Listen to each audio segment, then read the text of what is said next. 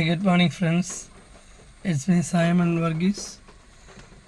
Facebook and Instagram, and it's me, Simon YouTube channel. Welcome, sir. Friends, നല്ല കനത്ത മഴയായിരുന്നല്ലേ? കേരളം മുഴുവൻ നല്ല മഴയാണ്. കോട്ടയത്ത് ചിങ്ങാനം പ്രദേശത്ത് ഭയങ്കര മഴയാണ്. ഇപ്പോഴും അത് ഇരുട്ടാണല്ലേ? ഇപ്പോൾ ഒരു അറൗണ്ട് 9:30 ആയിട്ടും നല്ല ഇരുട്ട് തന്നെയാണ്. മഴയൊക്കെ ലൈറ്റിട്ട് ഞാൻ വണ്ടി വിളിച്ചു. ഓക്കെ, എന്തായാലും വലിയ രസകരമായൊരു കാലഘട്ടമല്ലേ? ലോകത്തുള്ളതും കേൾക്കാത്ത ചില കാര്യങ്ങളെ ഇപ്പോൾ പത്രത്തിലൂടെ കണ്ടുകൊണ്ടിരിക്കുന്നത്. എന്തോ ഒരു ശത്രുരാജ്യത്തെ കീഴ്പ്പെടുത്തിയ പ്രതീതിയാണ് പത്രങ്ങളും മാധ്യമങ്ങളും കൊടുക്കുന്നത്. അതായത് ഒരു ഗവൺമെൻറ്റിൻ്റെ തുടർച്ച അടുത്ത ഗവൺമെൻറ് വരുന്നു, അതിൻ്റെ നേതാക്കന്മാർ പൊളിറ്റിക്കലി കമ്മ്യൂണിറ്റി വൈസ് ഒക്കെ സെലക്ട് ചെയ്ത് വന്നിരിക്കുക. അതിനൊന്നും നമുക്കൊന്നും എതിർപ്പില്ല. പക്ഷേ ഉദ്യോഗസ്ഥന്മാർ അതുകൊണ്ട് ബോൾ അടിക്കുന്നുമില്ല പറയുന്നത് കേട്ടത്. ചാനലുകൾക്ക് ഒരു പണിയില്ലെന്ന് തോന്നുന്നു. ഇവിടെ ആകെപ്പെടെ 4-7 IAS ഓഫീസർമാരുമുണ്ട്, 10-100 IPSകാരുമുണ്ട്. ഏതൊരു മുഖ്യമന്ത്രി വന്നാലും അവരോട് അടുത്ത് നിൽക്കാതെ പറ്റത്തില്ല. ഇപ്പോൾ രേവതാ ചന്ദ്രശേഖർ LDF ആയിരുന്നപ്പോഴും അവരുടെ പറ്റുമോ? ഇപ്പോഴും അല്ല, മാറ്റാൻ പറ്റുമോ? ഇനി ആരെങ്കിലും ഒരു ഉദ്യോഗസ്ഥനോട് ദേഷ്യം വേണ്ടി അവനെ വെച്ചരക്കുക എന്നുള്ള എന്തൊരു കഷ്ടമല്ലേ? പിന്നെ അതുമാത്രമല്ല, ഇപ്പം ട്രാൻസ്ഫർ അങ്ങനെ ചെയ്യും ഇങ്ങനെ ചെയ്യും. ഏത് പൊതുവായി പബ്ലിക്കായി രാഷ്ട്രീയ പ്രവർത്തനം നടത്താൻ സർക്കാർ ഉദ്യോഗസ്ഥന്മാർക്ക് അനുവാദമില്ല. അവരുടെ ഉള്ളിൽ രാഷ്ട്രീയം എല്ലാവർക്കും ഉള്ളതുപോലെ അവർക്കും ഉണ്ടാവും. എന്നല്ലാതെ ഇങ്ങനെ ഈ ട്രാൻസ്ഫറുകൾ ആഘോഷിക്കുന്ന കഷ്ടമുണ്ട് കേട്ടോ. ഒന്ന് ആലോചിച്ച് നോക്കി, ഈ AI ഒക്കെ വന്ന ഈ ലോകത്ത് ഈ കാലത്താണ് ഇതൊക്കെ. ലോയൽറ്റി ടു ഗവൺമെൻറ് എന്നുള്ള എല്ലാ എംപ്ലോയീസും ഒരുപോലെ സൂക്ഷിക്കുന്ന. ഇപ്പം ഞങ്ങളൊക്കെ ഉദ്യോഗസ്ഥന്മാരായിരുന്നു, അപ്പം നമുക്ക് വ്യക്തമായ സംഘടനയൊക്കെ ഉണ്ട്.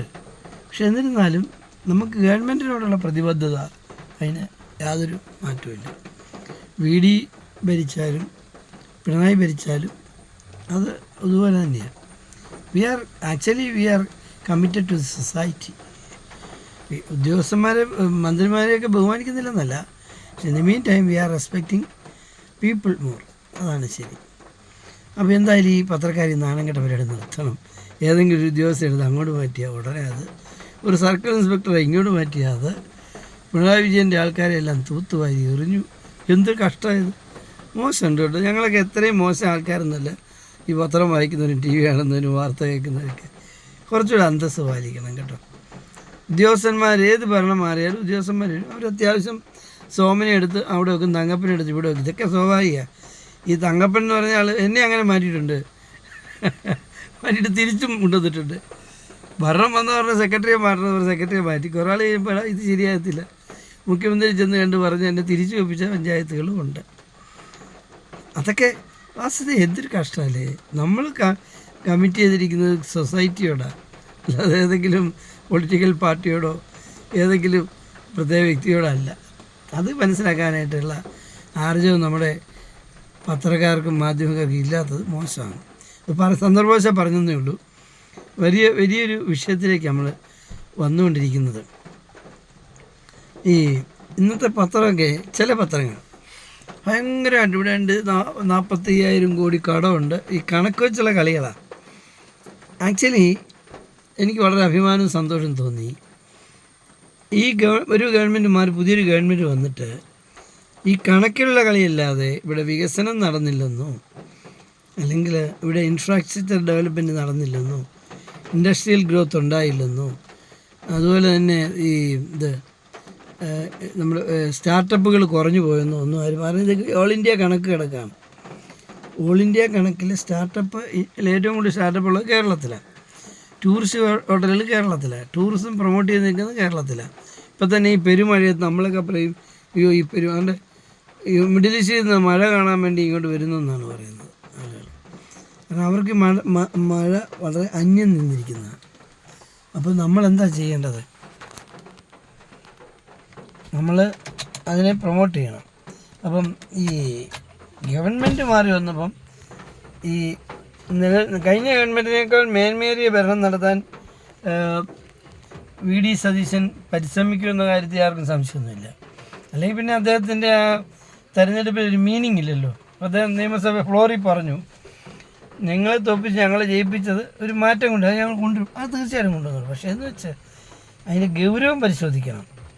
ഇന്നലെ ഗവൺമെൻറ് ചെയ്ത നല്ല കാര്യങ്ങൾ. ഇപ്പോൾ ഒരു കാര്യം പറയാം, കോട്ടയത്തൊരു മേൽപ്പാതയുണ്ടായിരുന്നു, ആകാശപ്പാത, വളരെ അത്യാവശ്യമുള്ള. ജനങ്ങൾ തലങ്ങും വിലങ്ങും പോകുമ്പോൾ നമുക്ക് വണ്ടി ഓടിക്കാൻ വളരെ ബുദ്ധിമുട്ടാണ്. അത് 10 വർഷമായിട്ട് തടഞ്ഞിട്ടിരിക്കുകയാണ്. ഞാനതിനെ എതിർക്കുന്ന ആളാണ്. അത് നടപ്പാക്കണം, അത് സുരക്ഷിതമായി നടപ്പാക്കണം എന്നുള്ള അഭിപ്രായക്കാരനാണ്. എന്ന് പറഞ്ഞാൽ ഇപ്പം ഗവൺമെൻറ് ഇപ്പോൾ പുതിയ ഗവൺമെൻറ് വരുമ്പോൾ നടപ്പാക്കുന്ന കാര്യത്തിൽ അത് സംശയമില്ല. ഈ ഗവൺമെൻറ് ഈ പണിതിട്ട് നടപ്പാക്കാതിരുന്ന ഈ സംഭവം കേരളത്തിലെ 2 നഗരത്തിൽ ഓൾറെഡി LDF സർക്കാർ നടപ്പാക്കിയെന്നുള്ളതാണ് അതിൽ രസമായിട്ടുള്ള കാര്യം. അപ്പോൾ എൻ്റെ ഒരു അഭിപ്രായത്തിൽ കഴിഞ്ഞ 10 വർഷക്കാലം കൊണ്ട് കേരളം നേടിയെടുത്ത പുരോഗതി അത് വിലയിരുത്തിക്കൊണ്ട് ആ പുരോഗതിയിൽ നിന്നുകൊണ്ട് കൂടുതൽ ശക്തമായി മുമ്പോട്ട് പോവുകയാണ് വേണ്ടത്. അല്ലാതെ കടത്തിൻ്റെ കണക്കും ഒരു കണക്കും പഠിപ്പിക്കുന്നില്ല, ഒരു സയൻസും പഠിപ്പിക്കുന്നില്ല. കടം ഒരു കെണിയാണ്. കടമെന്ന് പറയുന്നത് അസറ്റാണെന്നാണ് ഞാൻ BCom പാസ് 83-ലാണ്. 83-ൽ ഞങ്ങളുടെ അഡ്വാൻസ്ഡ് കൊമേഴ്സ്യൽ ബുക്കിൽ തന്നെ പറയുന്നുണ്ട് ഡെപ്റ്റ് ഈസ് ആൻ അസറ്റ് എന്ന്. അതായത് നമ്മുടെ കടം ഒരു അസറ്റാണ്. അതിന് ഞങ്ങളൊക്കെ അന്നേരം സംശയിച്ചു, എങ്ങനെ കടം അസറ്റാകുന്നത്. ഞങ്ങളുടെ വീട്ടിൽ നമ്മളെ പഠിപ്പിക്കാൻ ലോൺ എടുത്ത് വിടാൻ കഴിയാത്തത് കൊണ്ടാണ് ഇങ്ങനെ BComനൊക്കെ പോയത്, അല്ലെ വേറെ എന്തെങ്കിലുമൊക്കെ പോയത്. അപ്പോൾ അവർ പറയുന്നത്, ഇപ്പോൾ ഒരു ഉദാഹരണം പറയുന്നതാണ്, നിങ്ങളൊരു കാറ് വാങ്ങിക്കുന്നു, അതിൽ നിങ്ങൾ EMI ആയിട്ട് അടയ്ക്കുന്നത് ഒരു 40,000-50,000 രൂപയായിരിക്കാം. കാർ ലോൺ കിട്ടുന്നു, നിങ്ങൾ കാർ ഉപയോഗിക്കുന്നു, 5-6 വർഷം കൊണ്ട് തിരിച്ചടയ്ക്കുന്നു. പക്ഷെ അപ്പോൾ നിങ്ങൾ ആദ്യം തന്നെ ആ വെൽത്ത് നിങ്ങൾ കൺസ്യൂം ചെയ്ത് കഴിഞ്ഞു, പിന്നീടാണ് അത് അടച്ചു തീർക്കുന്നത്. അപ്പം മനസ്സിലായി. അതേപോലെയാണ് ഗവൺമെൻറ് ഓരോ ഇൻഫ്രാസ്ട്രക്ചർ ഗ്രോത്ത് ഉണ്ടാക്കുന്നു, അതുപോലെ സയൻറ്റിഫിക് ആയിട്ട് ഓരോ ഇൻഡസ്ട്രീസ് തുടങ്ങുന്നു, കോളേജുകൾ തുടങ്ങുന്നു, അല്ലെങ്കിൽ കോളേജുകളിലെ സൗകര്യങ്ങൾ വർദ്ധിപ്പിക്കുന്നു, നാട്ടിലെ കുട്ടികൾക്ക് വിദേശത്ത് പോകാനുള്ള ഓപ്പർച്യൂണിറ്റി, ഇങ്ങനെ ഓരോന്ന് ചെയ്യുമ്പം അത് ഗ്രോത്ത് ഉണ്ടാക്കുകയല്ലേ. അത് മനസ്സിലാക്കാതെ സംസാരിക്കുന്നതാണ് നമ്മളുടെ പ്രശ്നം. എന്തായാലും ഗവൺമെൻറ്റിന് നല്ലൊരു ഭാവി ആശംസിക്കുന്നു. നന്നായിട്ട് മുമ്പോട്ട് വരട്ടെ, പ്രോഗ്രസീവായിട്ട് വരട്ടെ. ചീളി കേസുകളെ പിടിച്ച് മനുഷ്യൻ്റെ നിങ്ങൾക്ക് കുഴപ്പമില്ല, നിങ്ങൾക്ക് ഒരു ദിവസം വൈകുന്നേരം വരെ ഒപ്പിക്കണം ദൃശ്യമാധ്യമക്കാർക്ക് അല്ലെങ്കിൽ പത്രക്കാർക്ക് ഒരു വാർത്ത എന്നും പറഞ്ഞ് വായിക്കുന്ന ആളുകളുടെ സ്റ്റാൻഡേർഡൂടെ നിങ്ങൾ മനസ്സിലാക്കണം. അവരുടെ നിലവാരം കൂടെ ബോധ്യപ്പെട്ടിട്ട് വേണം ഇങ്ങനെയൊക്കെ ഇടാൻ, അല്ലെങ്കിൽ അത് ഒരു ബോറായിരിക്കും. Okay, all the best. Have a fantastic positive day. Praise our God.